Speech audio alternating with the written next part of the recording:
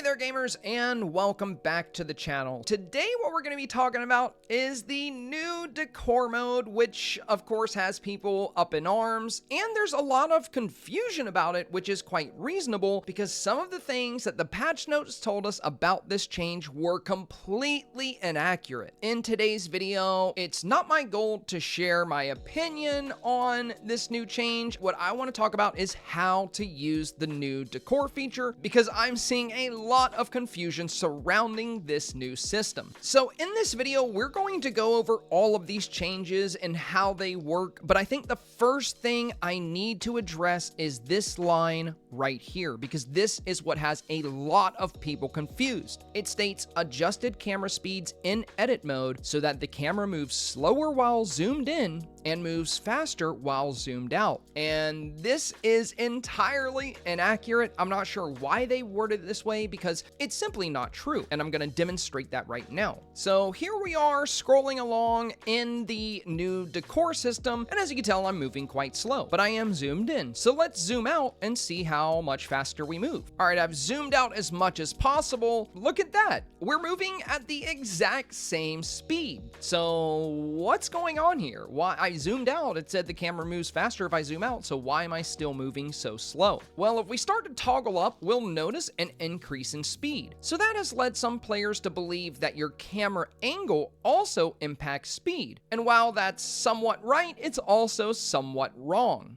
So as we move along here, I can adjust my angle and I'm not really gaining any speed. So why was the speed getting faster when I was zoomed out and changing angles, but now it's not getting any faster? It seems like angle impacted speed, but now angle is not impacting speed. So what exactly is going on here? Well, after playing with this new camera feature, it appears that it's not the distance that you're zoomed out that really impacts speed. It's your camera's distance from the ground. So as long as we are as far away from the ground as possible, the camera system does move a good bit faster. Now on your device, you might not move as fast as I am moving here. It could have to do with your system's processing power or how much decor you have placed. I have seen a lot of people on my stream say that their, scrolling doesn't move this fast no matter what elevation they are or what angle they have, but it does increase the speed for everybody when you're further away from the ground. If I tilt my camera down, I'm still zoomed out, but now my camera is just hovering right above the ground, even though it's way far out in the sea. That's why it's moving slow. And the further my camera gets away from the ground, the faster it moves. And this is why so many players are confused by this, because again, if we look at the wording here, this is not what they described. They said that it moves slower when zoomed in and moves faster when zoomed out, which we just disproved, and I showed how it really works. The distance of your camera from the ground is what's going to impact how fast your scroll speed is. So if you're dealing with the headaches coming from this new furniture mode because of just how slow it's moving, I hope this helps you at least a little bit with the movement speed so you can kind of get around better, because I know how annoying it can be to be trying to decorate Dazzle Beach or really any biome where you're hovering just above the ground and you're trying to scroll across the biome and it's just moving at a snail's pace. So if you want it to move faster, you're going to have to elevate your camera upwards by changing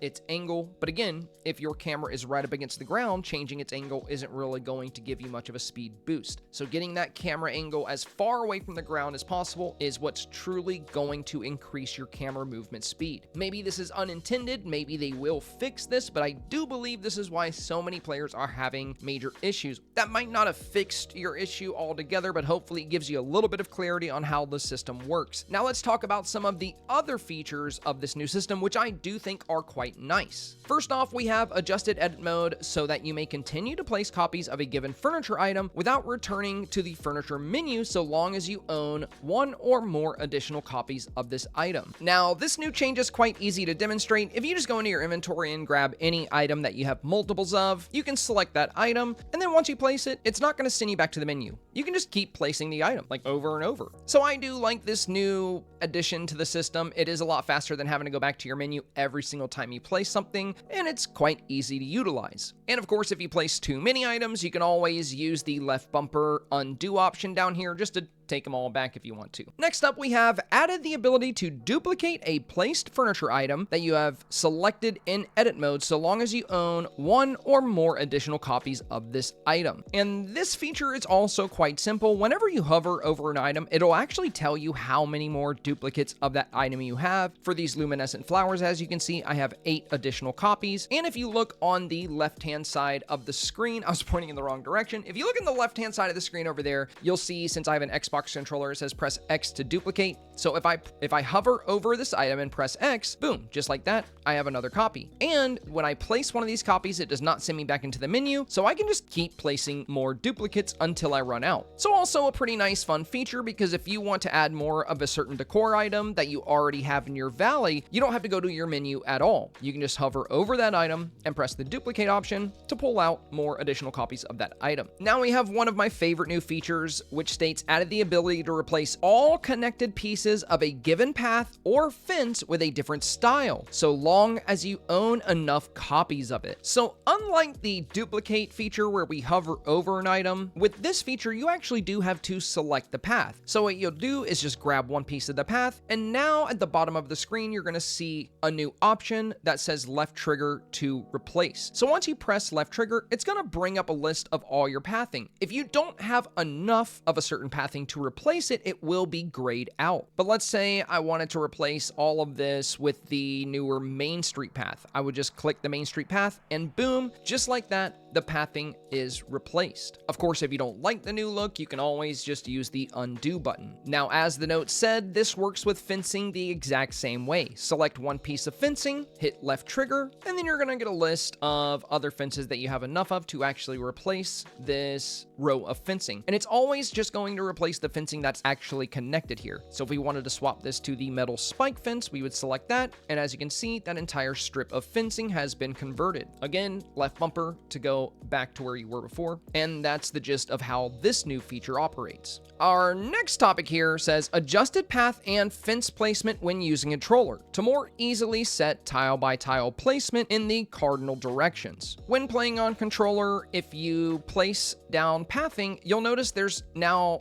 longer a hand to like select and drag the pathing with your joystick. Essentially, you can use your joystick to point the direction in which you want to go, press your place button, and use your little directional tabs to kind of follow through here. So yeah, no more worrying about selecting and dragging. Moving on, we have added an option to view similar items when hovering over a furniture item in edit mode. So to demonstrate how this works, kind of like with the duplicate feature, if you hover over something, right below the duplicate option over there on the left-hand side, you are now going to see an option right below that. For me, it's down on the D-pad and it says similar items. Once you press down on the D-pad, it's going to bring up a list of similar items. And you may see some of these and say, how are they similar? How is this winter arch a similar item to a luminescent flower bed? Well, the way this system works is it is a tag ordered system. Items with the same exact tags, like the same item, will be at the top of the list, and then it goes lower from there. You won't find anything in these similar item tabs that have less than 4 tags. At least that's what I've seen. Of course, once you find something that suits your needs, you can select it and you can just continue to place it. Now, the next one is pretty controversial. It says adjusted the cursor to remain centered on the screen when using edit mode in exterior locations while using a controller. So essentially this means that anytime you're outdoors, your camera's always going to be moving with that cursor. It's going to stay in the center of the screen. This could have been non-optional because it could help with stability. There was a previous update that locked our camera view to where it wouldn't go flat anymore, and they said they added that because of stability, but people hated it, so they ended up taking it back. So I think to limit crashes in decor mode, I think that's one of the reasons why they've locked the cursor here, and that's also why it's probably only locked outdoors. It said exterior areas, so when you're outside in these bigger areas, your cursor is locked, but when you're indoors on controller, as you can see, your cursor is not locked. That's one of the reasons I really do think this was something they forced on everybody for stability. However, I do think when you introduce a change like this, it should definitely be optional if possible.